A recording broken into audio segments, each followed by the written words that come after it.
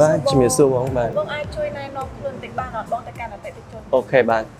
ទជំរាបសួរបងមេជាងនិងម្ចាស់ផ្ទះទាំងអស់នៅក្នុងខេត្តកំពង់ចាមខ្ញុំបាទឈ្មោះច័ន្ទបញ្ញាជាតំណាងចែកចាយថ្នាំលាបនិភ័ណ្ឌប្រចាំខេត្តកំពង់ចាមហើយទីតាំងខ្ញុំគឺងាយស្រួលរកមែនតើមានពីរទីតាំងទី1គឺនៅផ្សារធំកំពង់ចាមទៅមុខសន្តាគារអាស៊ាន LBN អាស៊ានហើយទី2គឺនៅ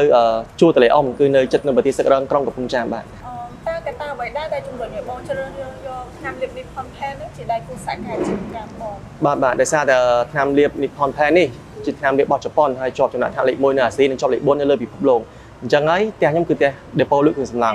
ដល់ពេលដែលចាប់ដើមលក់និភ័ណ្ឌមកដល់ពេលហ្នឹងម្ចាស់ផ្ទះនិងមេជាងភ្ញៀវគឺសរសើរថាថ្នាំហ្នឹងល្អលាបចាំពណ៌បានយូរឆ្នាំហើយលាបចំណេញការ៉េពេលដែលបន្លាយគឺងាយស្រួលសម្អាត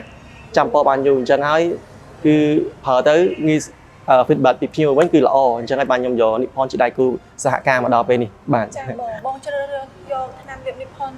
ជាដៃគូសហការអាជីវកម្មបងនឹងរយៈពេលប៉ុន្មានឆ្នាំដែរ អូ10ឆ្នាំហើយ10ឆ្នាំដែលលក់និភ័ណ្ឌ Pen នៅកំពង់ចាមគឺ10ឆ្នាំហើយហើយមួយដែលស្គាល់និភ័ណ្ឌកំពង់ចាមច្រើនអញ្ចឹងហើយបានយើងលក់និភ័ណ្ឌដាច់ជាងគេនៅកំពង់ចាម ចាបងកំឡុងពេលដែលបងលក់ថ្នាំលាបនិភ័ណ្ឌយើងរយៈពេល10ឆ្នាំហ្នឹងតើមានភ្ញៀវគាត់ complain ឬក៏ឲ្យ feedback មិនអត់បង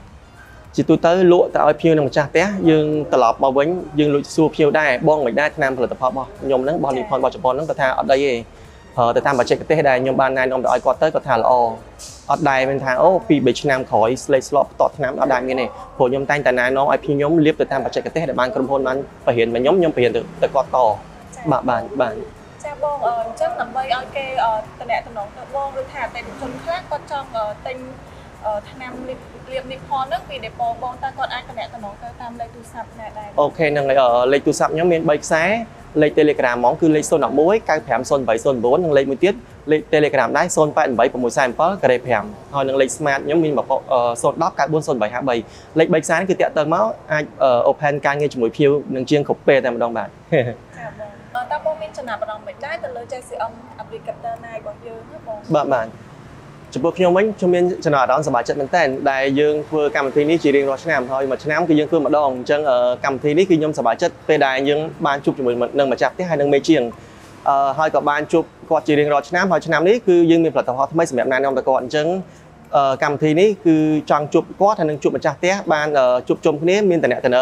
កាន់តែស្និទ្ធស្នាលជាមួយពួកគាត់ហើយនឹងណែនាំផលិតផលថ្មីហើយនឹងបច្ចេកទេសថ្មីជូនទៅគាត់ឲ្យគាត់យល់ហើយខ្ញុំក៏សូមអរគុណដែរចំពោះម្ចាស់ផ្ទះនិងមេជាងទាំងអស់ដែលតែងតែជួយណែនាំហើយនឹងគាំទ្រថ្នាំលាបនិភ័ណ្ឌ Pen របស់ខ្ញុំច័ន្ទបញ្ញានេះប្រចាំខេត្តកំពង់ចាមបើអត់មានពួកគាត់ទេក៏ថ្នាំខ្ញុំលក់អត់ដាច់ដូចថ្ងៃនេះដែរអញ្ចឹងសូមអរគុណច្រើនបងអតិថិជនទាំងអស់គ្នាដែលជួយគាំទ្រ